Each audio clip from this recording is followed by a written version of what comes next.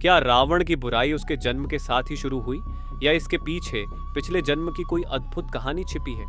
क्या आप जानते हैं कि रावण का जन्म एक दिव्य योजना का हिस्सा था जिसे भगवान राम ही पूरा कर सकते थे?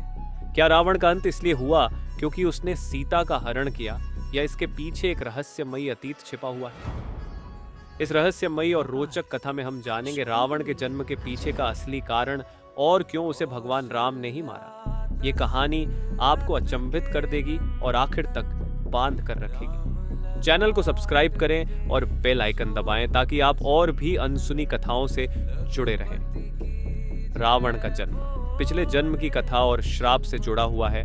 रावण का जन्म केवल एक राक्षस के रूप में नहीं हुआ था, बल्कि उसके पिछले जन्म का रहस्य उसकी नियति को आकार दे चुका था।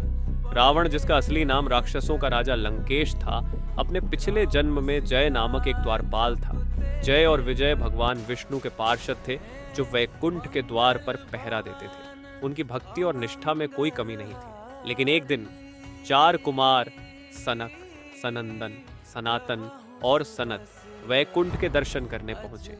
जय और विजय ने उन्हें भगवान विष्णु से मिलने से रोक दिया क्योंकि वे उस समय विश्राम कर रहे थे।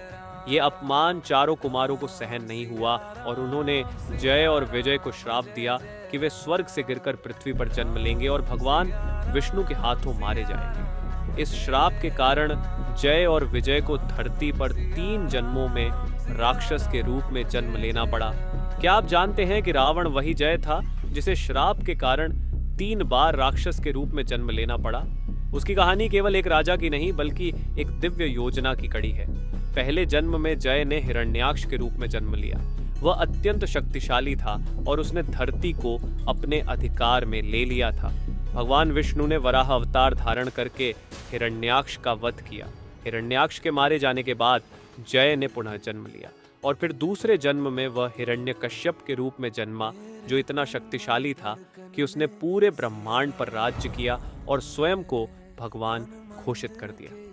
उसका अंत भी भगवान विष्णु के अवतार नृसिंह के रूप में हुआ, जिसने अपने भक्त प्रहलाद की रक्षा के लिए हिरण्यकश्यप का वध किया। तब जाकर तीसरे जन्म में जय ने रावण के रूप में जन्म लिया। इस जन्म में भी उसके पास असीम शक्तियां और बुद्धि थी और वह भगवान शिव का महान भक्त था। उसे यह ज्ञात था कि उसका अंत भगवान विष्णु के हाथों होना निश्चित है, लेकिन उसका अहंकार उसे सच्चाई को स्वीकारने से रोकता रहा। इस जन्म में भी रावण का उद्देश्य केवल बुराई फैलाना नहीं था, बल्कि उसकी नियति भगवान विष्णु के राम अवतार के हाथों मारा जाना तय था। रावण का अहंकार सीता हरण की असली वजह नहीं थी। रावण के भीतर ज्ञान और शक्ति का भंडार था, लेकिन उसके अहंकार ने उसे अंधा कर दिया।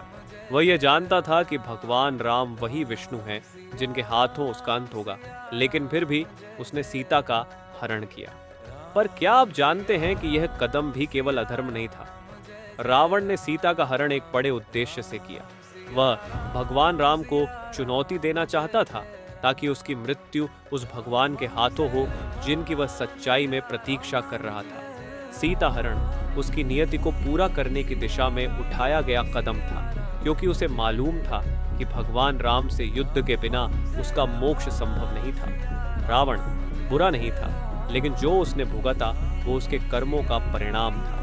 रावण को हमेशा एक दुष्ट राजा के रूप में देखा गया है, लेकिन असल में वह भगवान शिव का अनन्य भक्त था और उसके राज्य लंका को सोने की नगरी कहा जाता था। उसने कभी सीता का अनादर नहीं किया क्योंकि वह जानता था कि सीता भगवान राम की पत्नी और विष्णु की शक्ति का रूप है। रावण ने अपने जीवन में कई महान कार्य किए, लेकिन उसके कर्म और अहंकार ने उसे अधर्म की ओर धकेल दिया। राम जी का रावण वध करना एक नियति का अंत था।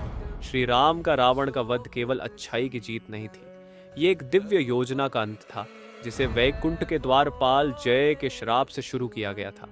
भगवान राम का उद्देश्य केवल रावण को मारना नहीं था, बल्कि उस अधर्म और अहंकार का अंत करना था जिसने रावण को अपने पथ से भटकाया था।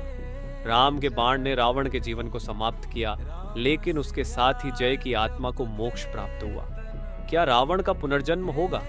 क्या जय और विजय फिर से धरती पर जन्म लेंगे? इन सवालों का उत्तर जानने के लिए अगले भाग को जरूर देखें। हिंदू मिथोलॉजी फैक्ट चैनल को सब्सक्राइब करें, बेल आइकन दबाएं ताकि आप इस रहस्यमयी कथा का अगला अध्याय मिस न करें।